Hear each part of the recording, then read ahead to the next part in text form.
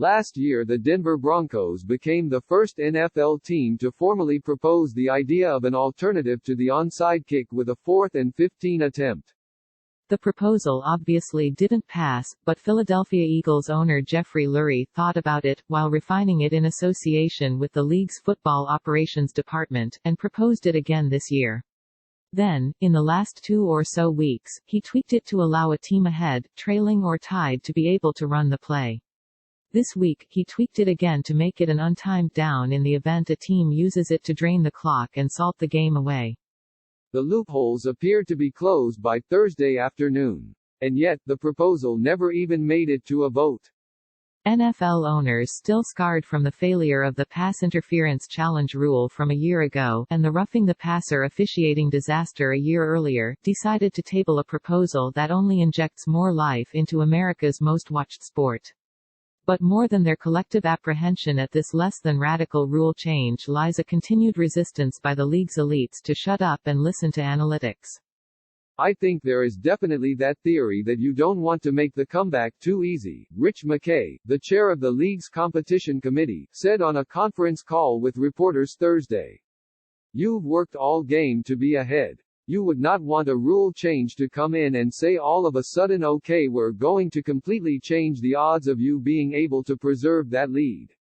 I think people wanted to hear the statistics. We went through them. I think NFL EVP of Football Operations, Troy Vincent's people in football analytics have done some really good work on the numbers. I think we knew the numbers, but I do think there is still in those people's minds, let's not make this too easy.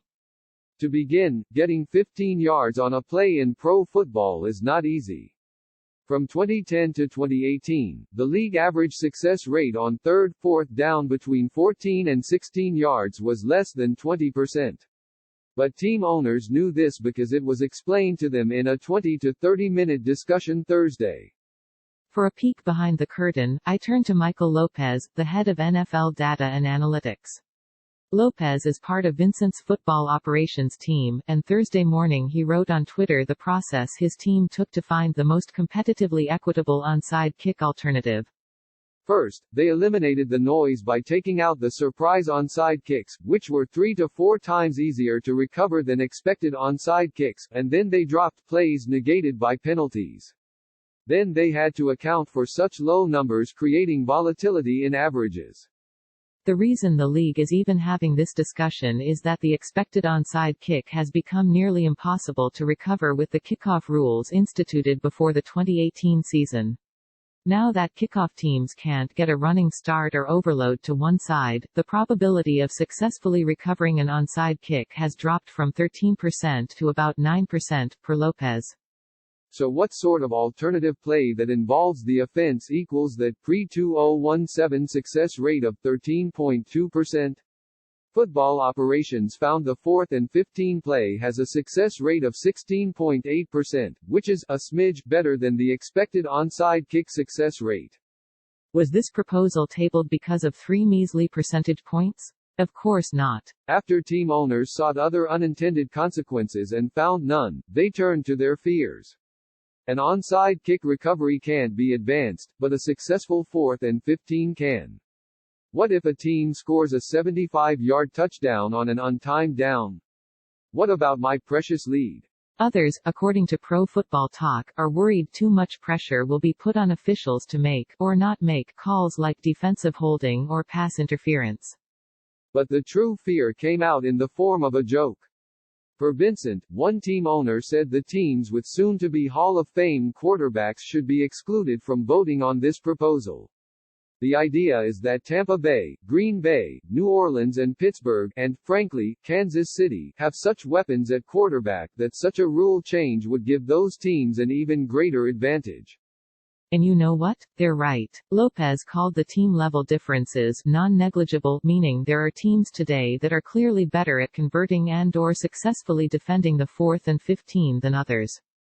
Taking that same data set from 2010 to 2018, the Saints and Patriots were in the top 5 in both converting and defending long scrimmage plays on 3rd, 4th downs with 14 to 16 yards to go. Meanwhile, the Dolphins were in the bottom 5 in both categories.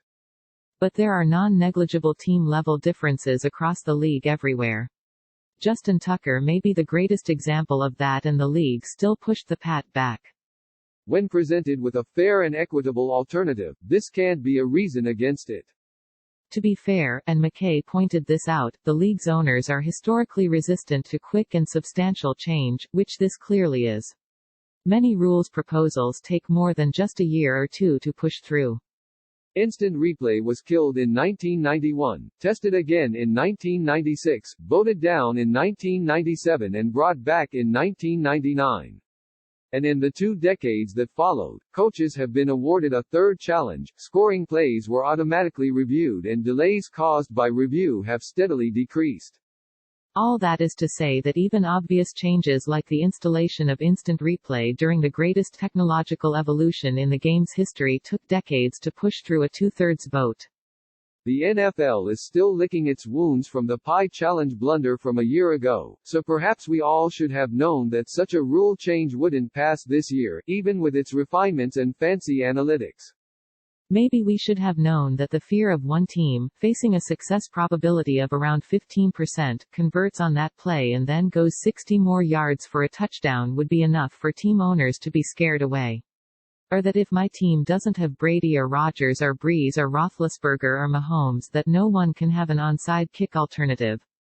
But just remember that when teams flaunt their expanded analytics departments and owners say how much money they've poured into finding the smallest of margins using data, they don't even know what the numbers mean. Jonathan Jones joined CBS Sports in November 2019 as a senior NFL reporter and insider. A proud University of North Carolina graduate, he previously covered the Carolina Panthers for the Charlotte Observer. Full bio.